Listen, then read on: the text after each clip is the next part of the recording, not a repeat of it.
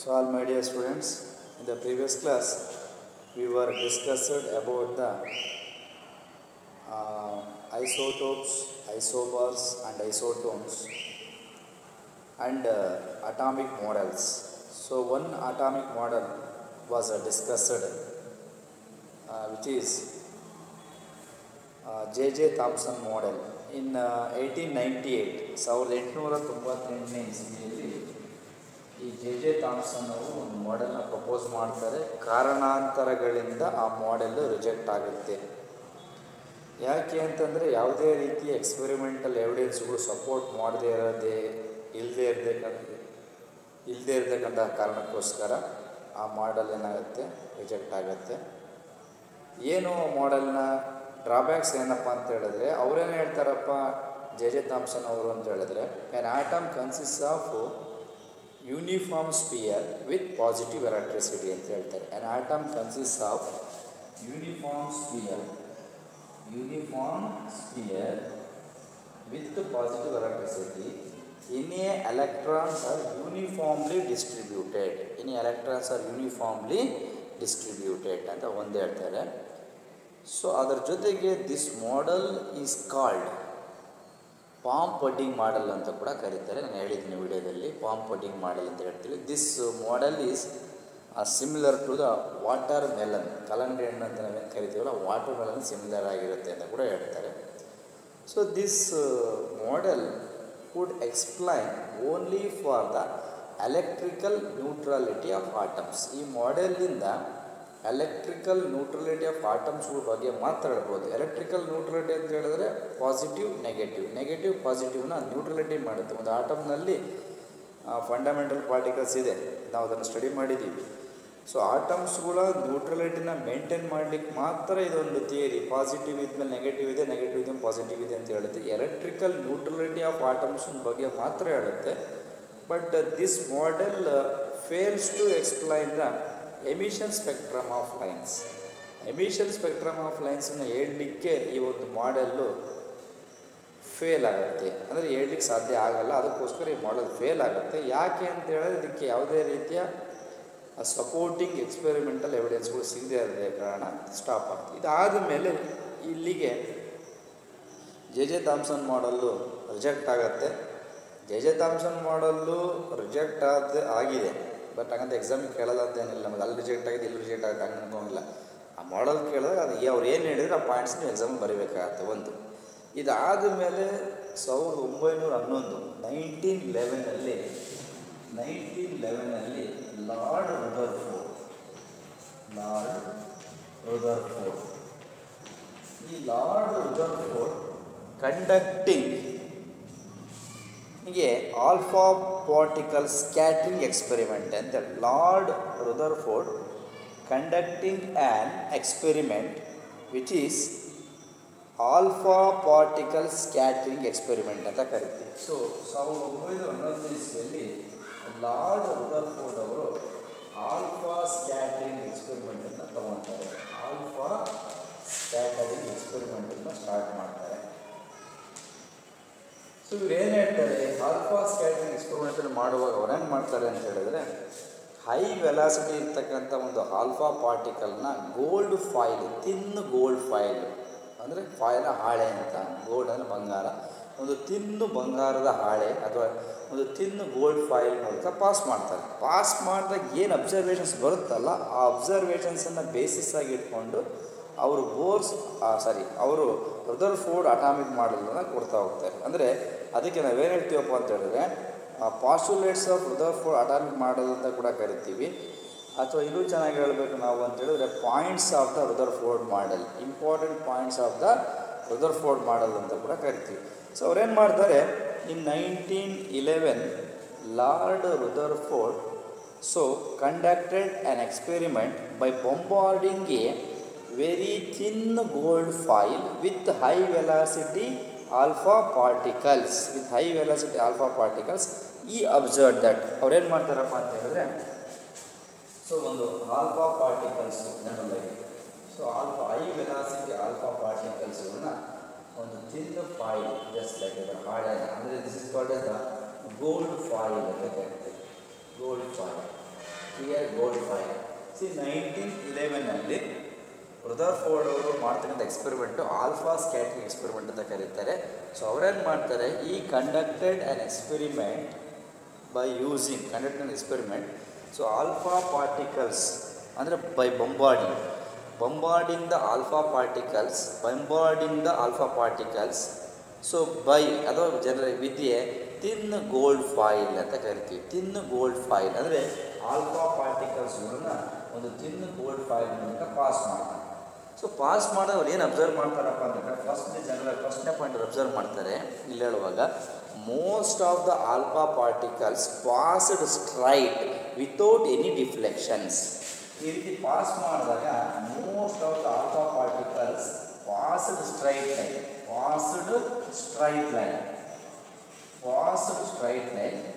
Without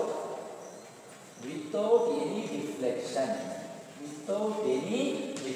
ಯಾವುದೇ ರೀತಿಯ deflection ಆಗದೆ ಸುಮಾರು 100ಕ್ಕೆ 99% alpha particles passed straight line ಅಂತ ಒಂದು ಪಾಯಿಂಟ್ ನೋಡ್ತಾರೆ. ಸೊ ಯಾವಾಗ ಆಲ್ಫಾ ಹೈ ವೆಲಾಸಿಟಿ ಇರ್ತಕ್ಕಂಥ ಆಲ್ಫಾ ಪಾರ್ಟಿಕಲ್ಸ್ಗಳನ್ನು ತಿನ್ನು ಗೋಲ್ಡ್ ಫಾಯಿಲ್ ಮೂಲಕ ರುದರ್ಫೋರ್ಡ್ ಅವರು ಪಾಸ್ ಮಾಡಿದಾಗ ಅದರಲ್ಲಿ most of the alpha particles passed straight ಲೈನಲ್ಲಿ ಪಾಸ್ ಆಗ್ತವೆ ವಿತೌಟ್ ಎನಿ ಡಿಫ್ಲೆಕ್ಷನ್. ಯಾವುದೇ ರೀತಿಯ ಡಿಫ್ಲೆಕ್ಷನ್ಸ್ ಇಲ್ದಂಗೆ ಎಲ್ಲ ಆಲ್ಫಾ ಪಾರ್ಟಿಕಲ್ಸ್ಗಳು ಪಾಸ್ ಆಗ್ತವೆ. ಯಾವುದೇ ರೀತಿ ಡಿವಿಯೇಷನ್ಸ್ ಇರಲ್ಲ, ಡಿಫ್ಲೆಕ್ಷನ್ಸ್ ಇರಲ್ಲ. ಅದರಲ್ಲಿ ಶೇಕಡ 99%. ಇನ್ನು ಉಳಿದಂಥ 1% ಇದೆಯಲ್ಲ, ಅದು ಎರಡನೇ ಪಾಯಿಂಟ್ ಮಾಡ್ತಾರೆ. ಎ ಫ್ಯೂ ಆಫ್ ದೆಮ್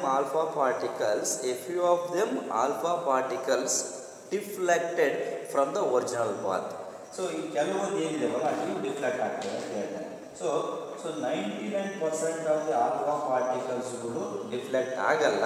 ಇನ್ನು ಉಳಿದಂಥ 1% ಆಫ್ ದಿ, ಅದಕ್ಕೆ few of the alpha particles deflect from their original path. ಇವೇನು ಮಾಡ್ತವೆ, ಡಿಫ್ಲೆಕ್ಟ್ ಆಗ್ತವೆ ತಮ್ಮ ಸ್ವಂತ ಸ್ಥಳ. So deflect from the original ಪಾತ್ನ ಡಿಫ್ಲೆಕ್ಟ್ ಆಗ್ತವೆ. ಸೊ ಹಾಗಾಗಿ ಇವೆರಡು ಅಬ್ಸರ್ವೇಷನ್ಸ್ನ ನೋಡಿದ ಮೇಲೆ ಅದರ ಬೇಸಿಸ್ ಮೇಲೆ ಅವರೇನು ಮಾಡ್ತಾರಪ್ಪ ಅಂದರೆ observe that are based on these observations, Rutherford gave his model of an atom. ಆ ಒಂದು ಬೇಸಿಸ್ನ ಇಟ್ಕೊಂಡು ರುದರ್ಫೋರ್ಡ್ ಒಂದು ಮಾಡೆಲ್ನ ಕೊಡ್ತಾರೆ. ಕ್ಲಿಯರ್. ಇದನ್ನು ನಾವು ರುದರ್ಫೋರ್ಡ್ ಆಲ್ಫಾ ಪಾರ್ಟಿಕಲ್ ಅಥವಾ ಆಲ್ಫಾ ಸ್ಕ್ಯಾಟ್ರಿಂಗ್ ಎಕ್ಸ್ಪೆರಿಮೆಂಟ್ ಅಂತ ಕೂಡ ಕರಿತೀವಿ. ಸ್ಕ್ಯಾಟ್ರಿಂಗ್ ಅಂತ ವರ್ಡ್ ಬರುತ್ತಾನೆ. ಈ ಆಲ್ಫಾ ಪಾರ್ಟಿಕಲ್ಸ್ಗಳನ್ನ ಗೋಲ್ಡ್ ಫಾಯಿಲ್ ಮೇಲೆ ಬಿಟ್ಟಾಗ 99% of the alpha particles straight ಲೈನಲ್ಲಿ ಪಾಸ್ ಆಗ್ತವೆ, ಡಿಫ್ಲೆಕ್ಟ್ ಆಗಲ್ಲ. Passed straight line without deflection. ಇನ್ನು ಉಳಿದಂಥ 1% few of them are deflected from the origin place ಅದು original position. So based on these ಅಬ್ಸರ್ವೇಷನ್ಸ್, ಇದನ್ನು ನೋಡಿದ ಮೇಲೆ ರುದರ್ಫೋರ್ಡಿಗೆ ಅನಿಸಿದಂತಹ ಒಂದು ಮಾಡೆಲ್ನ ಕೊಡ್ತಾರೆ. ಸೊ ಆವಾಗ ಕ್ರಿಯೇಟ್ ಆದಂಥ ಅಥವಾ ಅದನ್ನು ಸ್ಟಾರ್ಟ್ ಆದಂಥ ಮಾಡೆಲ್ ಯಾವುದಪ್ಪ ಅಂದರೆ Rutherford model of an atom ಅಂತ ಕರಿತೀನಿ. ಸೊ ಅದನ್ನು ಆ Rutherford model of an atom ಇರ್ತಕ್ಕಂಥ ಇಂಪಾರ್ಟೆಂಟ್ ಪಾಯಿಂಟ್ಸ್ಗಳು ಯಾವುವು ಅಥವಾ ಪಾಸ್ಯುಲೇಟ್ಸ್ಗಳು ಯಾವುವು ಅಂತ ನಾವು ನೋಡ್ತಾ ಹೋಗೋಣ. ನೋಡಿ ಇಲ್ಲಿ. ಸೊ ಇದರಲ್ಲಿ Rutherford model first alpha scattering ಎಕ್ಸ್ಪೆರಿಮೆಂಟಲ್ಲಿ ಇಟ್ಟಾಯಿತು. ಆದಮೇಲೆ next is Rutherford model of an atom. So Rutherford model of an ಆಟಮ್ನ ತಗೊಳ್ತಾ ಹೋಗೋದು. ಸೊ ನೋಡಿ, ರುದರ್ಫೋರ್ಡ್ ಮಾಡೆಲ್ ಆಫ್ ಎನ್ ಆಟಮಲ್ಲಿ ಅವರು ಏನನ್ನ ಹೇಳ್ತಾರೆ ಜನರಲ್ ಆಗಿ ಅಂತ ನಾವು ತೊಗೊಳ್ತಾ ಹೋಗೋದಾದರೆ, ಸೊ ನೋಡಿ ರುದರ್ಫೋರ್ಡ್ ಆಟಮ್ಸಲ್ಲಿ ಮಾಡೆಲ್ ಆಫ್ ಎನ್ ಆಟಮಲ್ಲಿ ಸೊ ಫಸ್ಟ್ನೇ ಪಾಯಿಂಟ್ ಹೇಳೋದು ಅವ್ರು ಹೇಳ್ತಾರೆ. ಈಗ ಜೆ ಥಾಮ್ಸನ್ ಅವ್ರು ಏನು ಹೇಳ್ತಾರಪ್ಪ ಅಂದರೆ an atom consist of uniform sphere ಅಂತ ಹೇಳ್ತಾರೆ. ಇಲ್ಲೂ ಕೂಡ ಮೊದಲನೇ point an atom consist of 2 parts. ಮೊದಲನೇ ಪಾಯಿಂಟ್ ಇಲ್ಲಿ ನೋಡಿ, ಇಂಪಾರ್ಟೆಂಟ್ ಪಾಯಿಂಟ್ಸ್ ನೀವು ಹೇಳ್ತಾರೆ. ಇದನ್ನು ಎಕ್ಸಾಮಲ್ಲಿ ಕೇಳ್ತಿರ್ತಾರೆ, ಬಿಟ್ಬಿಟ್ಟು 3 ಮಂತ್ಸ್ಗೆ write the important postulates of Rutherford model of atom ಅಂತ ಕೂಡ ಕೇಳ್ಬೋದು. Write the important points of Rutherford model ಅಂತ ಕೂಡ ಕೇಳ್ಬೋದು. ಹಾಗಾಗಿ important points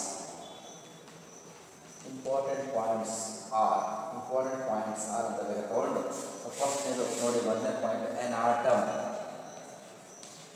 atom consist of 2 parts.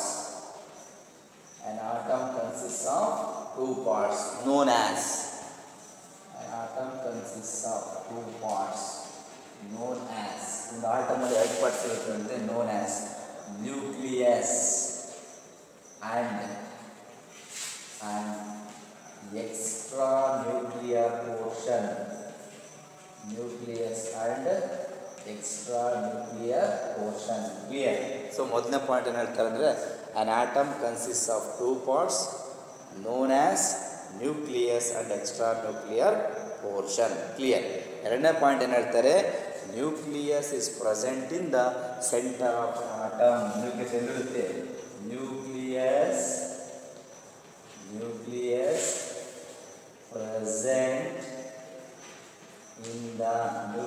present in the center of an atom.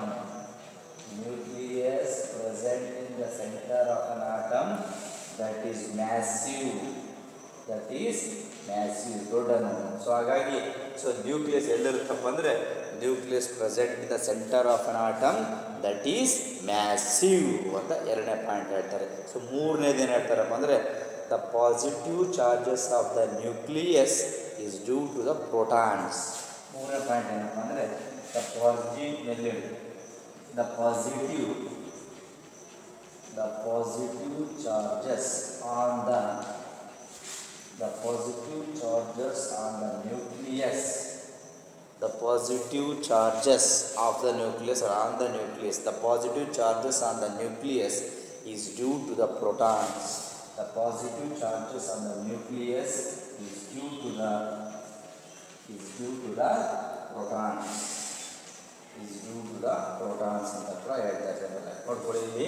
So ಮೂರು ಪಾಯಿಂಟು ಜನರಲ್ ಆಗಿ. So the positive charges of the nucleus is due to the number of protons, is due to the protons ಅಂತ ಕೂಡ ಹೇಳ್ಬೋದು. Next, total positive charge of the nucleus is equal to the total negative charge of the electron. ನೋಡಿ, total positive charge of the nucleus, total positive charge on the nucleus of an atom ಹಿಂಗೆ ಹೇಳ್ಬೋದು. Next fourth point is total positive charge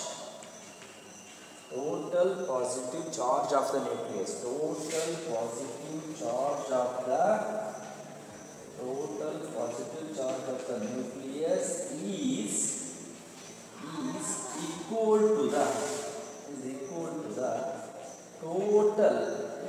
to the total negative charge. ನೋಡಿ ಇಲ್ಲಿ ಏನು ಹೇಳ್ತಾರೆ, total positive charge of the nucleus is equal to the total negative charge on the electrons. Total negative charge on the electrons, that is electrically neutral ಎಂದು ಬರುವುದನ್ನು ಹೇಳುವಾಗಲಿ. So that is ಯಾವ ಕಾರಣಕ್ಕೋಸ್ಕರ, that is atom is electrically neutral. That is atom is electrically neutral. Clear? ನೋಡಿ ಎಷ್ಟು ಚೆನ್ನಾಗಿ ಹೇಳ್ತಾರೆ. So total number of the total positive charges on the nucleus is equal to the total negative charges on the electrons, that is atom is electrically neutral ಅಂತ ಅವ್ರು fourth ಪಾಯಿಂಟಲ್ಲಿ ಕೂಡ clear ಕಟ್ಟಾಗಿ ಹೇಳ್ತಾರೆ.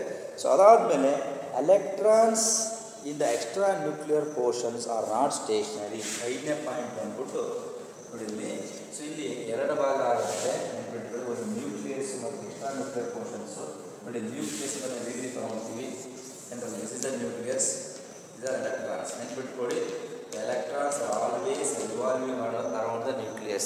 ನ್ಯೂಕ್ಲಿಯಸ್ನ ಸುತ್ತ ಯಾವಾಗಲೂ ಕೂಡ ಯಾರು ಸುತ್ತಾಗ್ತಿರ್ತಾರೆ, electrons. The electrons are always revolving around the nucleus. ಹಾಗಾಗಿ ಇಲ್ಲಿ ಅವ್ರು ಏನು ಹೇಳ್ತಾರಪ್ಪ ಅಂತ ಹೇಳಿದ್ರೆ, electrons in the extra nuclear portions. ನೋಡಿ, ಎಲೆಕ್ಟ್ರಾನ್ಸ್ ಎಲ್ಲಿದ್ದಾವೆ, ದಿಸ್ ಇಸ್ ದ ಆಟಮ್. ಇನ್ನೊಂದು atom, this is atom.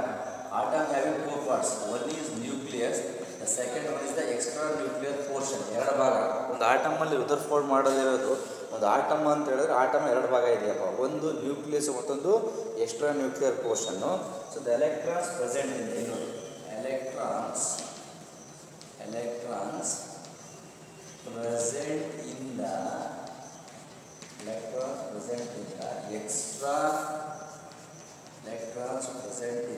extra nuclear portion. Electrons present in the extra nuclear extra nuclear portion is not stationary. ನೋಡಿ ಅಂತ ಹೇಳಿದ್ರು, ಎಲೆಕ್ಟ್ರಾನ್ಸ್ಗಳು ಎಲ್ಲಿರ್ತವಂತೆ, electrons are present in the extra nuclear portion but these electrons are not stationary. ನಿಂತ್ಕೊಂಡಿರಲ್ಲ. So these electrons are not stationary but revolving around the nucleus. ನಿಂತಲ್ಲಿ ನಿಲ್ಲಲ್ಲ, ಸುತ್ತ ಹರಿತಾ ಇರ್ತವೆ ಅವರು ಕೂಡ. ಹಾಗಾಗಿ ಇದನ್ನು ಸುತ್ತಾಗ್ತಾ ಇರ್ತವೆ ನೋಡಿ. So electrons present in the extra nuclear portions are not stationary but revolving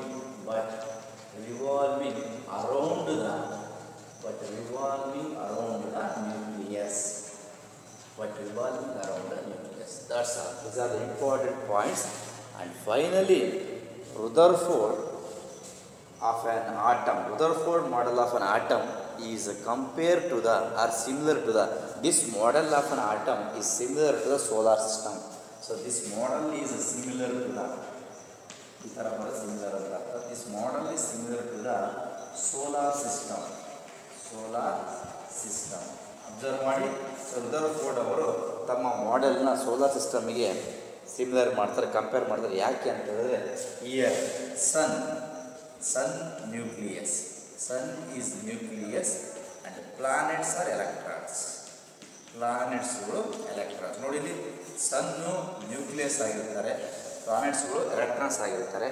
ಹಾಗಾಗಿ sun is present in the centre of an atom, center of the universe. Sun is present in the center of the universe, but these planets are always revolving around the nucleus. ಸರಿ ಹೇಳ್ತಿರೋದು ಅಂದ್ರೆ ಅರ್ಥ ಏನಪ್ಪ ಅಂತ ಹೇಳಿದ್ರೆ, ಸನ್ ಅನ್ನೋರು ಸೂರ್ಯ ಅವರು nucleus ಆಗಿರ್ತಾರೆ, ಪ್ಲಾನೆಟ್ಸ್ಗಳು ಎಲೆಕ್ಟ್ರಾನ್ಸ್ ಆಗಿರ್ತವೆ. ಸೊ ಹಾಗಾಗಿ ಇಲ್ಲಿ ಪ್ಲಾನೆಟ್ಸ್ಗಳು ಎಲೆಕ್ಟ್ರಾನ್ಸ್ಗಳು ಆಗಿರೋದ್ರಿಂದ ಯಾವಾಗಲೂ ಕೂಡ planets are always revolving around the sun.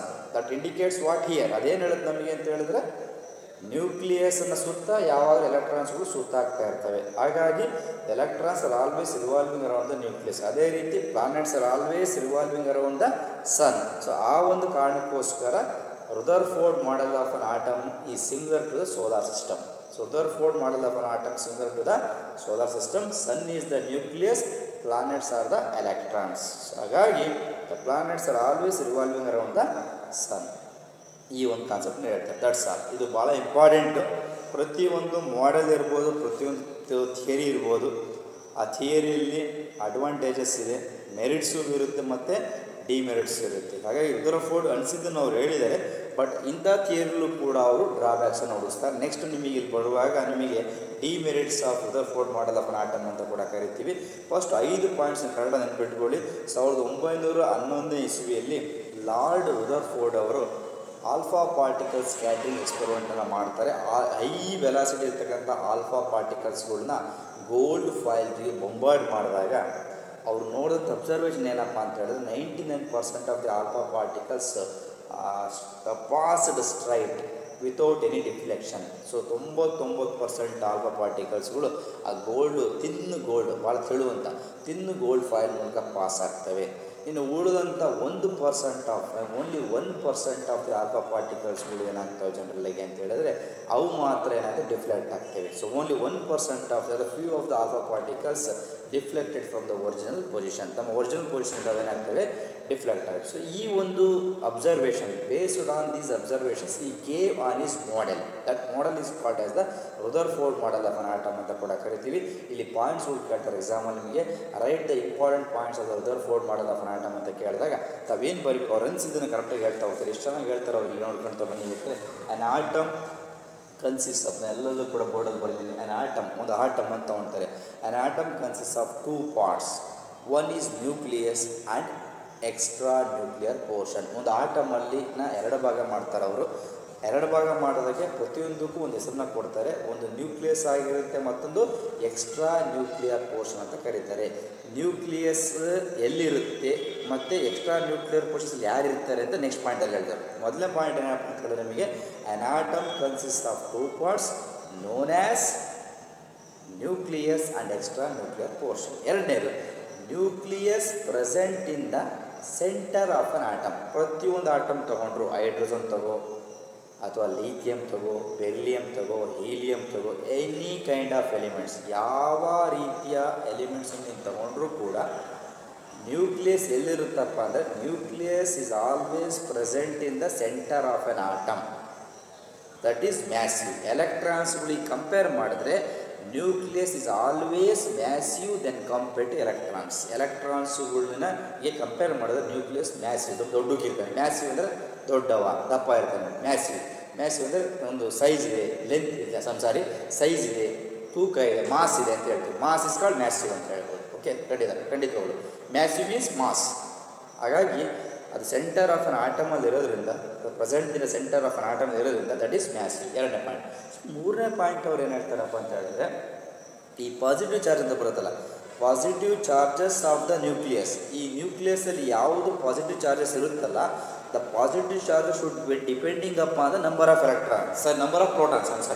Positively charge particle ಅಂತ ಕರಿತೀವಿ ನಾವು, ಪ್ರೋಟಾನ್ಸ್. ಹಾಗಾಗಿ positive charge of the nucleus is the number of protons. ನೋಡಿ ಹೇಳ್ತಾರೆ, positive charge of the nucleus is due to the number of protons. ಈ positive charge ಬರಲಿಕ್ಕೆ ಕಾರಣ ಏನು? ಪ್ರೋಟಾನ್ಸ್. ಹಾಗಾಗಿ positive charges of the nucleus is due to the number of protons. ಅಂತ ಹೇಳಿದ್ರು ಕೂಡ ತಪ್ಪಿಲ್ಲ. ಅದೇ ರೀತಿ ಇನ್ನೊಂದು ಪಾಯಿಂಟ್ ಹೇಳ್ತಾ ಇದ್ರು, total number of positive charges of the nucleus is equal to the total number of negative charges on the electron.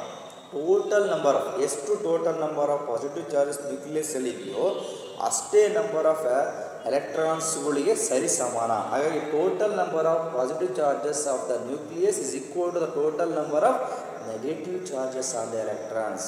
ಅಷ್ಟೇ ನಂಬರ್ ಆಫ್ ಪಾಸಿಟಿವ್ ಚಾರ್ಜಸ್ ಇದೆ, ಅದಕ್ಕೆ ಸರಿ ಸಮಾನವಾಗಿ ನೆಗೆಟಿವ್ ಚಾರ್ಜಸ್ ಕೂಡ ಇದೆ. ಇವೆರಡೂ ಕೂಡ ಈಕ್ವಲ್ ಆಗಿರೋದ್ರಿಂದ ಅದೇನು ಹೇಳುತ್ತೆ ನಮಗೆ? That is atom is electrically neutral. ಯಾಕೆ ಅಂತ ಹೇಳಿದ್ರೆ both are equal. Positive charge ಕೂಡ ಈಕ್ವಲು, ನೆಗೆಟಿವ್ ಚಾರ್ಜ್ ಈಕ್ವಲ್. ಇದನ್ನು ಹೇಳಿದ್ದಾರೆ. ಯಾಕೆ ಹೇಳಿದ್ದಾರೆ ಅಂತ ಹೇಳಿದ್ರೆ ನಿಮಗೆಲ್ಲ ಗೊತ್ತಿದೆ. ಅಟಾಮಿಕ್ ನಂಬರ್ ಅಂದರೂ ಕೂಡ ಒಂದೇ, ನಂಬರ್ ಆಫ್ ಪ್ರೋಟಾನ್ಸ್ ಅಂದರೂ ಕೂಡ ಒಂದೇ, ನಂಬರ್ ಆಫ್ ಎಲೆಕ್ಟ್ರಾನ್ಸ್. ಎಷ್ಟು ನಂಬರ್ ಆಫ್ ಪ್ರೋಟಾನ್ಸ್ ಇರುತ್ತೋ ಆಟಮ್ಸಲ್ಲಿ ಅಷ್ಟೇ ನಂಬರ್ ಆಫ್ ಎಲೆಕ್ಟ್ರಾನ್ಸ್ಗಳು ಇರೋದ್ರಿಂದ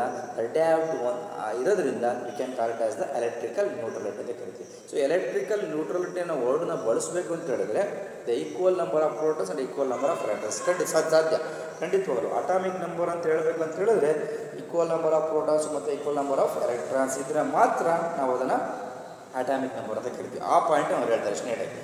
total positive charges of the nucleus is equal to the total negative charges on the electron. That is atom is electrically neutral ಅಂತ ಅವರು ಇಷ್ಟು ಕ್ಲಿಯರಾಗಿ ಹೇಳ್ತಾರೆ. ಸೊ ಅದಾದಮೇಲೆ ಇನ್ನೊಂದು ಪಾಯಿಂಟ್ ಕೂಡ ಹೇಳ್ತಾರೆ. ಹಾಗಿದ್ರೆ ಇನ್ನೊಬ್ಬರು ಬಿಟ್ಟಿದ್ದಾರೆ ಅವರು. ಈಗ ನ್ಯೂಕ್ಲಿಯಸ್ನ ಬಗ್ಗೆ ಹೇಳ್ಬಿಟ್ರು. ಯಾಕೆ ಆಟಮ್ನ ಎರಡು ಭಾಗ ಮಾಡಿದರು. ಒಂದು ನ್ಯೂಕ್ಲಿಯಸ್ ಎಕ್ಸ್ಟ್ರಾ ನ್ಯೂಕ್ಲಿಯರ್ ಪೋರ್ಷನ್ ಅಂತ ಮಾಡಿದರು. ಆದರೆ ಆಟಮಲ್ಲಿ ನ್ಯೂಕ್ಲಿಯಸ್ ಎಲ್ಲಿದೆ, ಅವನು ಮ್ಯಾಸಿವ್ ಏನು ಅಂತ ಹೇಳಿದ್ರು. ಆದರೆ ಇನ್ನೊಬ್ರು ಬಿಟ್ಟಿದ್ದಾರೆ. ಎಕ್ಸ್ಟ್ರಾ ನ್ಯೂಕ್ಲಿಯರ್ ಪೋರ್ಷನ್ಸ್ ಯಾರಿದ್ದಾರೆ? ಈಗ ಒಂದು ನ್ಯೂಕ್ಲಿಯಸ್ ಕ್ಲಿಯರ್ ಆಯಿತು.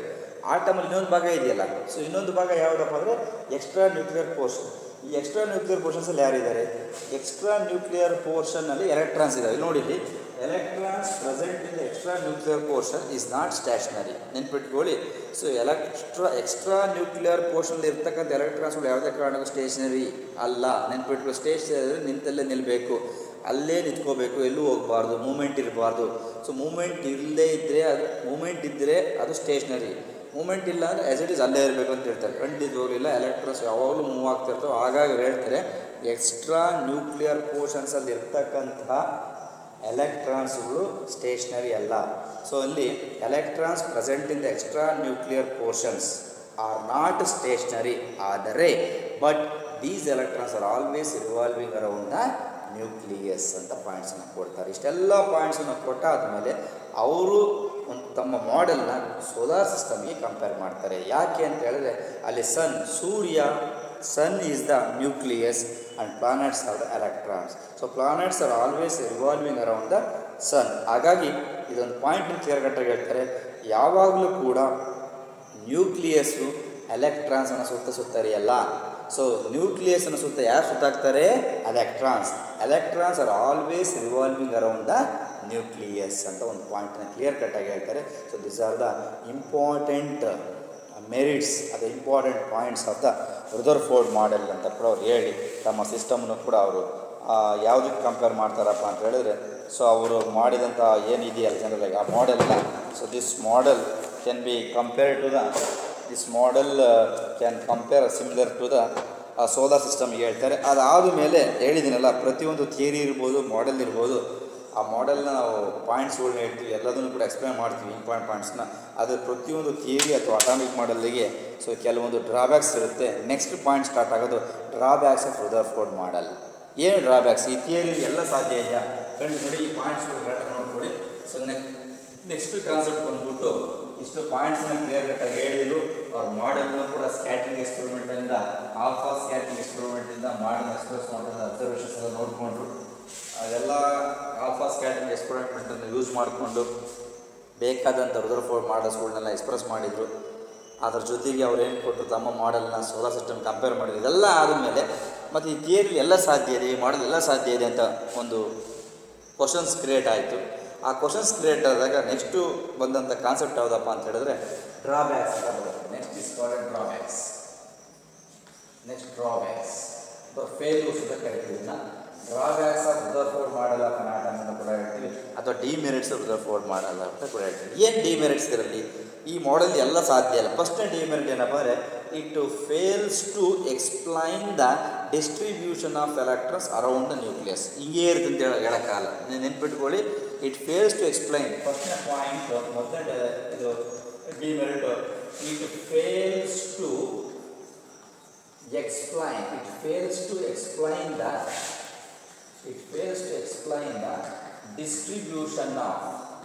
distribution of electrons around the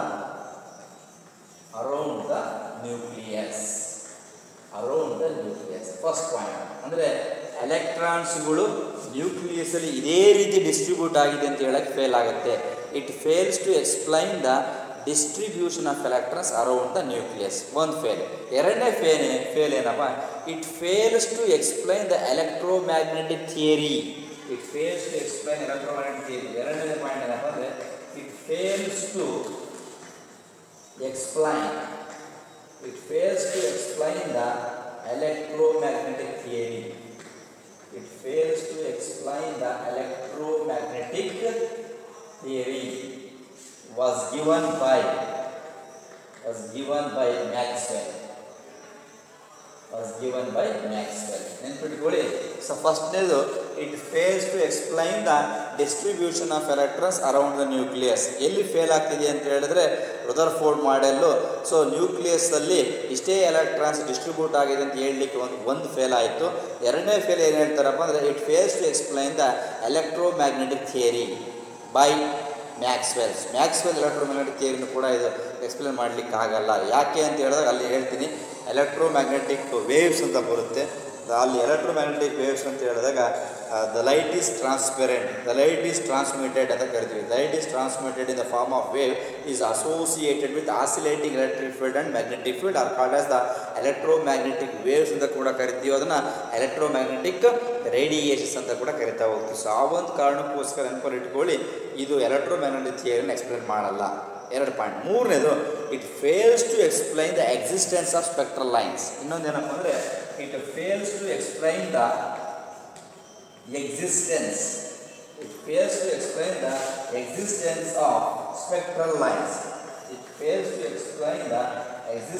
of spectral lines. It fails to explain the existence. ನೋಡಿ, it fails to explain the existence of spectral lines. Spectral lines in existence ಯಾವ ರೀತಿ ಬಂದಿದೆ. So how many spectral lines are there? How two spectral lines are formed ಅಂತ ಹೇಳಲಿಕ್ಕೆ ಸಾಧ್ಯ ಇಲ್ಲ ಈ ಮಾಡೆಲಿಂದ. ಸೊ ಹಾಗಾಗಿ it fails to explain existence. Existence means formation. It fails to explain the formation or existence of the spectral lines. These are the three important demerits or drawbacks of the Rutherford model of an atom. So ಹಾಗಾಗಿ ಎರಡೂ possibility ಇದೆ. 3 ಮಾರ್ಕ್ಸಿಗೆ points ಕೂಡ ಕೇಳ್ಬೋದು, ಇಲ್ಲ 3 ಮಾರ್ಕ್ಸಿಗೆ ನಿಮಗೆ ಕೇಳುವಾಗ demerits drawbacks ಕೂಡ ಕೇಳ್ಬೋದು. ಆ 3 ಡ್ರಾಬ್ಯಾಕ್ಸ್ ನೆನಪಲ್ಲಿ ಇಟ್ಕೊಳ್ಳಿ. These are important drawbacks of the Rutherford model of an atom. ಒಂದು ಯಾವುದು, it fails to explain the distribution of electrons uniformly around the nucleus ಅಂತ ಒಂದು. ಎರಡನೇದು it fails to explain the electromagnetic theory by Maxwell ಅಂತ ಕೂಡ theory ಕೊಟ್ಟಿದ್ದು.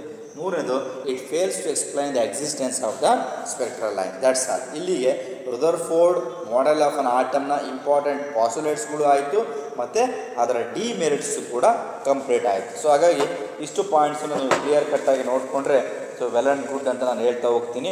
So ಇದಾಗಿದ್ದರೆ I will move on to the next concept is electromagnetic, nature of electromagnetic radiation ಅಂತ ಬರುತ್ತೆ. So I will move on to next concept is called so nature of electromagnetic radiation. That's all. ಅರ್ಥ ಆಗಿದೆ ಅಂತ ಅಂದ್ಕೊಂಡಿದ್ದೀನಿ.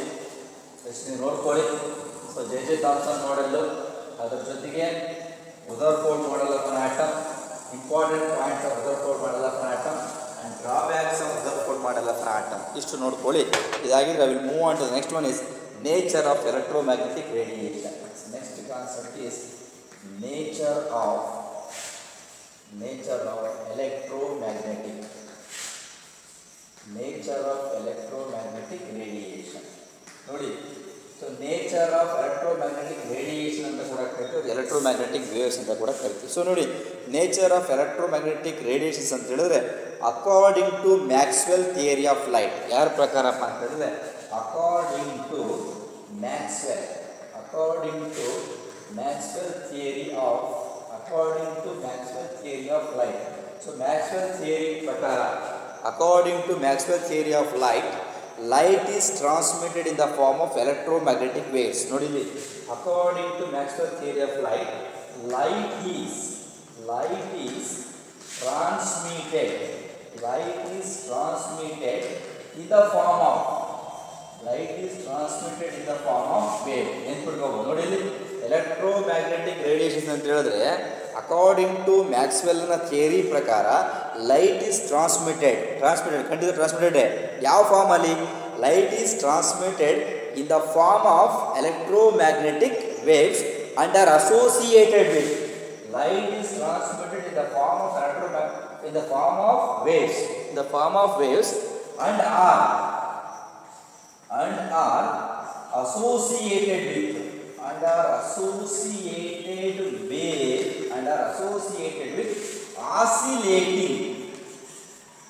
associated with oscillating electric field and magnetic field. Clear? ಅದನ್ನ ಎಷ್ಟು ಹೇಳ್ತಾರೆ? According to Maxwell theory of light, light transmitted in the form of wave and is associated with oscillating electric field and magnetic field, and are perpendicular to each other, and are perpendicular to each other, and direction of propagation, and are perpendicular to each other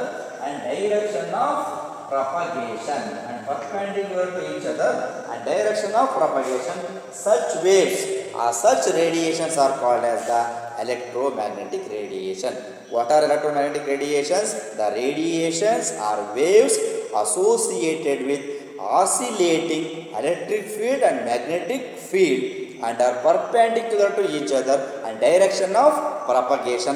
Such kind of radiations or such kind of waves are called as the electromagnetic waves or electromagnetic radiations ಅಂತ ಕರೀತಾರೆ. Clear?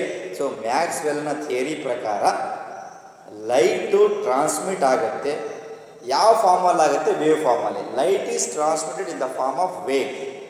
ಇಂಥ ವೇವ್ಸನ್ನು subject ಮಾಡಿದಾಗ ನಾವು ಜನರಲ್ಲಿಗೆ ಇಂಥ ವೇವ್ಸನ್ನು associate ಮಾಡೋದು ಯಾರ ಜೊತೆಗೆ? ಎಲೆಕ್ಟ್ರಿಕ್ ಫೀಲ್ಡ್ ಮತ್ತು ಮ್ಯಾಗ್ನೆಟಿಕ್ ಫೀಲ್ಡ್ ವೇವ್ಸನ್ನು ಅಸೋಸಿಯೇಟ್ ಮಾಡಿದಾಗ ನಮಗೆ ಎಲೆಕ್ಟ್ರೋಮ್ಯಾಗ್ನೆಟಿಕ್ ವೇವ್ ಸಿಗುತ್ತೆ. ಅದು ಎಲೆಕ್ಟ್ರೋಮ್ಯಾಗ್ನೆಟಿಕ್ ವೇವ್ಸ್ ಅನ್ನೋದು, ಬಟ್ ಎಲೆಕ್ಟ್ರೋಮ್ಯಾಗ್ನೆಟಿಕ್ ರೇಡಿಯೇಷನ್ಸ್ ಅಂತ ಕರಿತೀವಿ. ಸೊ ಹಾಗಾಗಿ ಇಲ್ಲಿ ಸ್ಟಡಿ ಮಾಡುವಾಗ ಸೊ ನಮಗೆ ಒಂದು ಇಂಪಾರ್ಟೆಂಟ್ ಕಾನ್ಸೆಪ್ಟ್ ಏನಪ್ಪ ಅಂದರೆ characteristic properties of electromagnetic waves ಅಂತ ಬರುತ್ತೆ. ಸೊ ನೆಕ್ಸ್ಟ್ ಕಾನ್ಸೆಪ್ಟ್ ಬಂದ್ಬಿಟ್ಟು ಇಲ್ಲಿ ಹೇಳುವಾಗ so the fundamental characteristic properties of waves, electromagnetic waves ಯಾವ್ಯಾವುದು ಅಂತ ಬಂದಾಗ ವೇವ್ ಲೆಂತ್ ಅಂತ ಬರುತ್ತೆ, ಫ್ರೀಕ್ವೆನ್ಸಿ ಅಂತ ಬರುತ್ತೆ, ವೆಲಾಸಿಟಿ, ವೇವ್ ನಂಬರ್ ಮತ್ತು ಆಂಪ್ಲಿಟ್ಯೂಡ್ ಅಂತ ಬರ್ತಾವೆ. ಸೊ ನೋಡಿ, ಯಾವಾಗಲೂ ಕೂಡ ಒಂದು ಜನರಲ್ ರೆಪ್ರೆಸೆಂಟೇಷನ್ ಆಫ್ ವೇವ್, ಒಂದು ವೇವ್ನ ರೆಪ್ರೆಸೆಂಟೇಷನ್ ಮಾಡಪ್ಪ ಅಂತ ಹೇಳಿದ್ರೆ ಸೊ ಜಸ್ಟ್ ಈ ರೀತಿ ಮಾಡಿದ್ರು. This is the wave representation like this. ಈ ರೀತಿ ರೆಪ್ರೆಸೆಂಟೇಷನ್ ಮಾಡ್ಕೊಳ್ಬೇಕಾದ್ರೆ ಜಸ್ಟ್ ರೆಪ್ರೆಸೆಂಟೇಷನ್ ನೋಡಿ. ಈ ಥರ ಮೇಲ್ಭಾಗ ಏನಿದೆ ಅದನ್ನ ಕ್ರೆಸ್ಟ್ ಅಂತ ಕರಿತೀವಿ. ಕ್ರೆಸ್ಟ್ ಅಂತ. ಈ ಡೆಪ್ತ್ ಇದೆಯಲ್ಲ, ದಿಸ್ ಕಾಲ್ಡ್ ಅಸ್ ಟ್ರಫ್ಸ್. TROUGH ಟ್ರಫ್ಸ್ ಅಂತ ಕರಿತೀವಿ. ಇದು ಕ್ರೆಸ್ಟ್ ಅಂತ ಕರಿತೀವಿ. ಸೊ ಅಪ್ಸು ಏನಿದೆಯಲ್ಲ, ಇದು ಕ್ರೆಸ್ಟ್, ಡೌನ್ ಸ್ಟೇರ್ ಇದೆಯಲ್ಲ ಅದನ್ನು ಟ್ರಪ್ಸ್. ಸೊ ಹೈಟ್ ಇದೆಯಲ್ಲ, so height of the object, ಇಲ್ಲ ಹೈಟ್ ಇದೆಯಲ್ಲ, this is called as crest. This is called ಡೆಪ್ತ್ನ ಟ್ರಪ್ಸ್ ಅಂತ ಕರಿತೀವಿ. ಸೊ ಹಾಗಾಗಿ ಒಂದು propagations of wave, this is called as propagation of wave, this is called as propagation of wave ಅಂತ ಕರಿತೀವಿ. ಇದನ್ನು ಪ್ರೊಪಗೇಷನ್ ಆಫ್ ವೇವ್ ಅಂತ ಕರಿತೀವಿ. ನೋಡ್ಕೊಳ್ಳಿ, ಇಲ್ಲಿ ಈ ಥರ ಒಂದು ವೇವ್ನ ರೆಪ್ರೆಸೆಂಟೇಷನ್ ಕೂಡ ತೋರಿಸ್ಬೋದು ಜನರಲಿ. ಸೊ ಹಾಗಾಗಿ ಸೊ ಇದೆಲ್ಲ ಯಾಕೆ ಹೇಳಿದ್ರಿ ಸರ್ ನೀವು? So nature of electromagnetic radiation ಏನಕ್ಕೆ ಹೇಳಿದ್ರಿ, ಅದರ ಅವಶ್ಯಕತೆ ಏನಿದೆ ನೀವು ಸ್ವಲ್ಪ ರಿಕಾಲ್ ಮಾಡಿಕೊಂಡಾಗ ನಾನು ಹೇಳಿದ್ದೇನಪ್ಪ ಅಂದರೆ, ನೇಚರ್ ಆಫ್ ಎಲೆಕ್ಟ್ರೋಮ್ಯಾಗ್ನೆಟಿಕ್ ರೇಡಿಯೇಷನ್ ಹೇಳಬೇಕು ಅಂದರೆ ಯಾರ ಪ್ರಕಾರ ಹೇಳಿದ್ದು ನಾನು? Maxwell. According to Maxwell theory of light ಪ್ರಕಾರ ಹೇಳಿದಾಗ ಅವ್ರೇನು ಹೇಳ್ತಾರೆ, ಲೈಟ್ ಈಸ್ ಟ್ರಾನ್ಸ್ಮಿಟೆಡ್, ಖಂಡಿತ ಲೈಟ್ ಟ್ರಾನ್ಸ್ಮಿಟ್ ಆಗುತ್ತೆ. ಯಾವ ಫಾರ್ಮಲ್ಲಿ? ವೇವ್ ಫಾರ್ಮಲ್ಲಿ ಆಗುತ್ತೆ. And is associated with electric and magnetic oscillating ಅಂದರೆ ವಯಲೇಟ್ ಆಗ್ತಾ ಇರುತ್ತೆ. So oscillating electromagnetic and electric and magnetic field and are perpendicular to each other and direction of propagation. Such kind of waves or such kind of radiations are called as the electromagnetic radiation. So ಹಾಗಿದ್ದರೆ ಇಂಥ ವೇವ್ಸ್ಗಳಿಗೆ ಅಥವಾ ಇಂಥ ಒಂದು electromagnetic ರೇಡಿಯೇಷನ್ಸ್ಗೆ ಅಥವಾ electromagnetic ವೇವ್ಸ್ಗಳಿಗೆ ತಂದೇ ಆದಂಥ ಒಂದು ಕೆಲವು ಕ್ಯಾರೆಕ್ಟರ್ಸ್ಗಳಿದ್ದಾವೆ.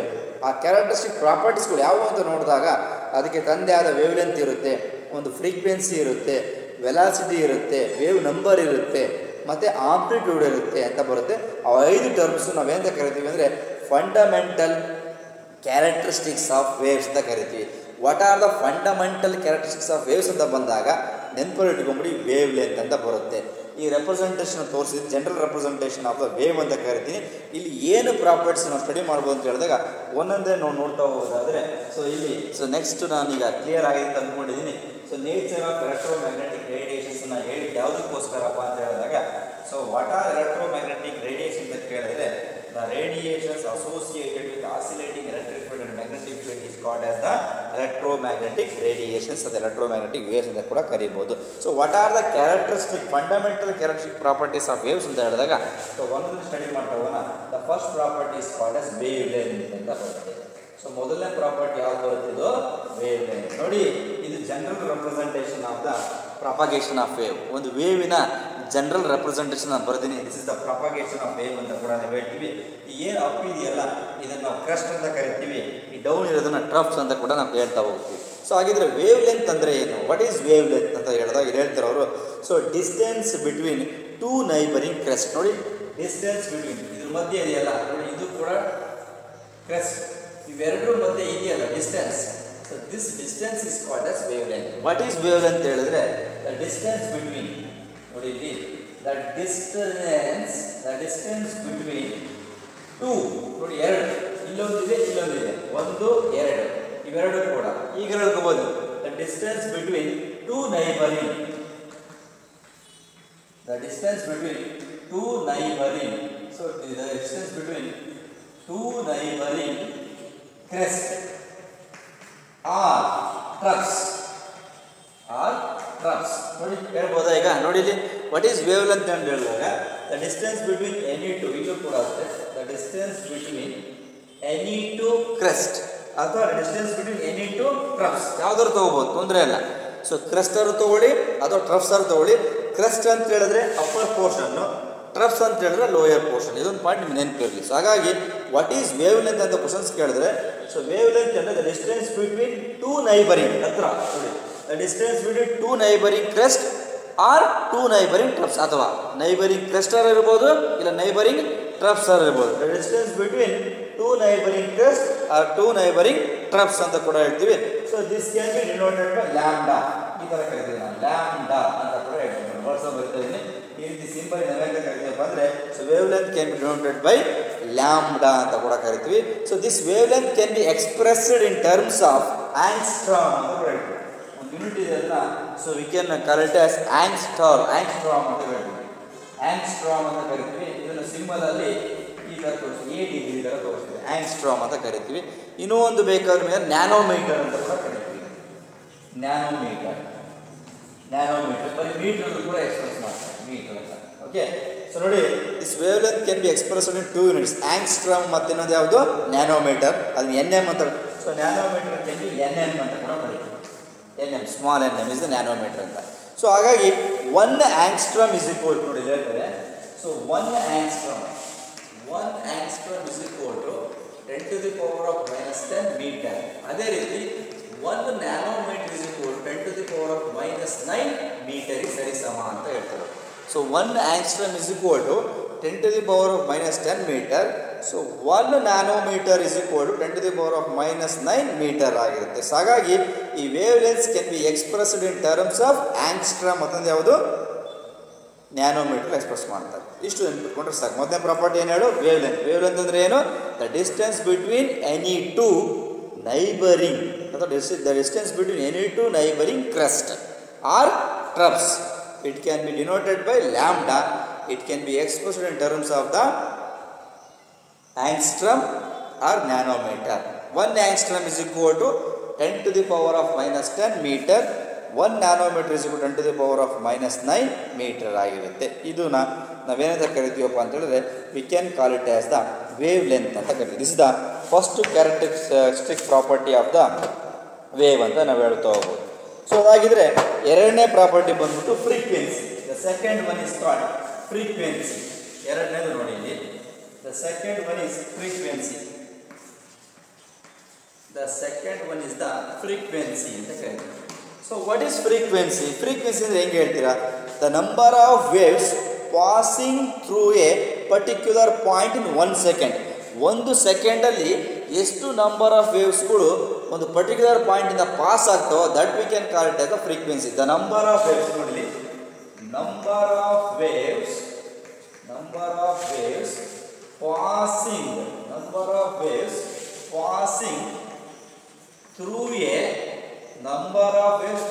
Through a particular point in 1 second. 1 ಸೆಕೆಂಡಲ್ಲಿ ಒಂದು ಪರ್ಟಿಕ್ಯುಲರ್ ಪಾಯಿಂಟಿಂದ ಎಷ್ಟು ನಂಬರ್ ಆಫ್ ವೇವ್ಸ್ಗಳು ಪಾಸ್ ಆಗ್ತವೆ that we can call it as the frequency. What is frequency? Frequency is defined as the number of waves passing through a particular point in 1 second. The number of waves passing through a particular point in 1 second is called as the frequency. This frequency is denoted by nu. This frequency denoted by nu ಅನ್ನೋ symbol ಅಲ್ಲಿ frequency ಕರೀತಾರೆ. ಅದನ್ನು nu ಅಂತ ಕೂಡ ಹೇಳ್ತಾ ಹೋಗ್ತಾರೆ.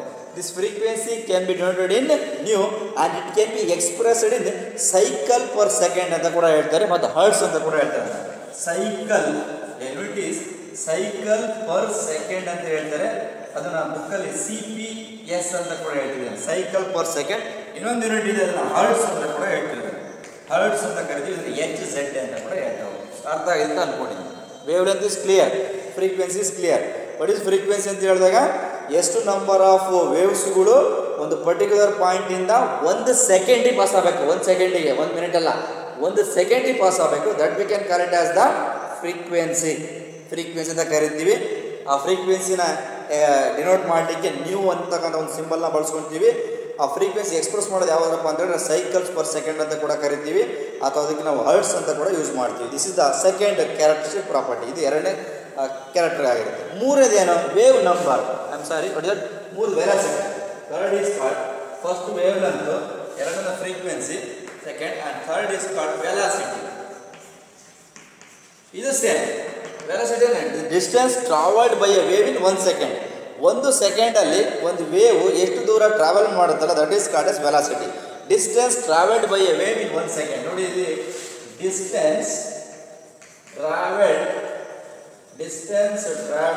By a wave in 1 second. Distance travelled by a wave in 1 second is called as the velocity denoted by V.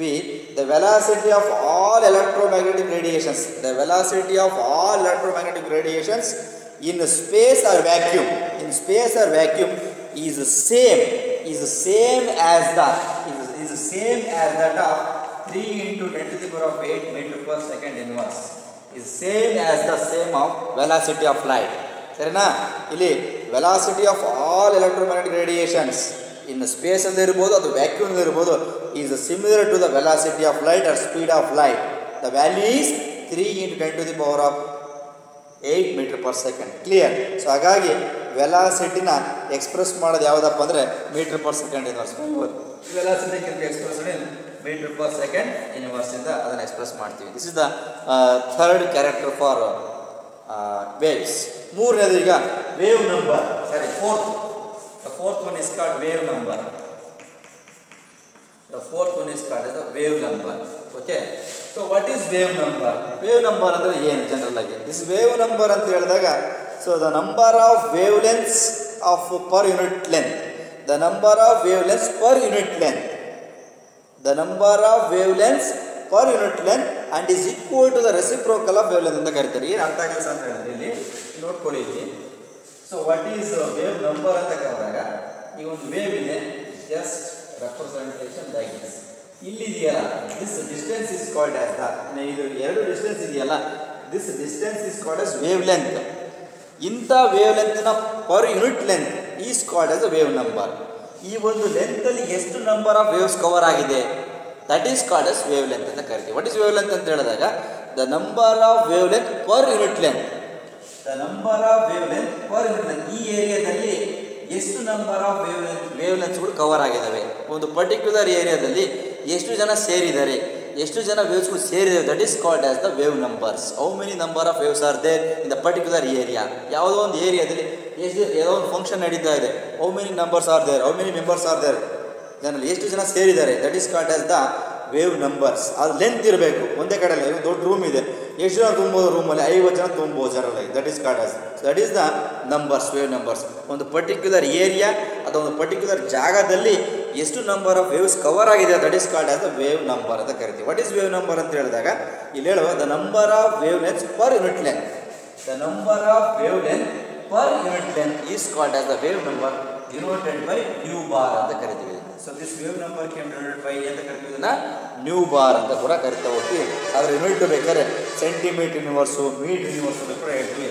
This is centimetre inverse, metre inverse ಅಲ್ಲೂ ಕೂಡ ಇದನ್ನು ಎಕ್ಸ್ಪ್ರೆಸ್ ಮಾಡ್ಬೋದು. ಕ್ಲಿಯರ್ ಅಂತ ಅನ್ಕೊಂಡಿದ್ದೀನಿ. ಸೊ ಹಾಗಾಗಿ fourth property is called wave number ಅಂತ ಹೇಳಿದ್ರೆ ಹೇಳಿದ್ನಲ್ಲ, ಒಂದು ಪರ್ಟಿಕ್ಯುಲರ್ ಲೆಂತಲ್ಲಿ ಒಂದು ಪರ್ಟಿಕ್ಯುಲರ್ ಪಾಯಿಂಟಲ್ಲಿ ಎಷ್ಟು ನಂಬರ್ ಆಫ್ ವೇವ್ಸ್ಗಳನ್ನ ಅಕಾಮಡೇಟ್ ಮಾಡ್ಬೋದಲ್ಲ, ಎಷ್ಟು ನಂಬರ್ ಆಫ್ ವೇವ್ಸ್ಗಳು ಅಕಾಮಡೇಷನ್ ಆಗಿದೆಯಲ್ಲ that is called as the wave number ಅಂತ ಕರಿತೀವಿ. ಸೊ ಹಾಗಾಗಿ ಏನು ಹೇಳಿದ್ರೆ the number of wave lengths per unit length, ಅದು ಪರ್ ಯೂನಿಟ್ ವಾಲ್ಯೂಮ್ ಅಂತ ಕೂಡ ಹೇಳ್ಬೋದು, ಅದು ಪರ್ ಯೂನಿಟ್ ಲೆಂತ್ ಅಂತ ಕೂಡ ಹೇಳ್ಬೋದು. It is the reciprocal of the wave length ಅಂತ ಕೂಡ ಕರಿತೀವಿ. ಇಟ್ ಈಸ್ ದ ಉಲ್ಟಾ, reciprocal of the wave length is called as the wave number and it can be denoted by nu bar and expressed in centimeter inverse or meter inverse. The last one is called, the last fifth property is called as the amplitude.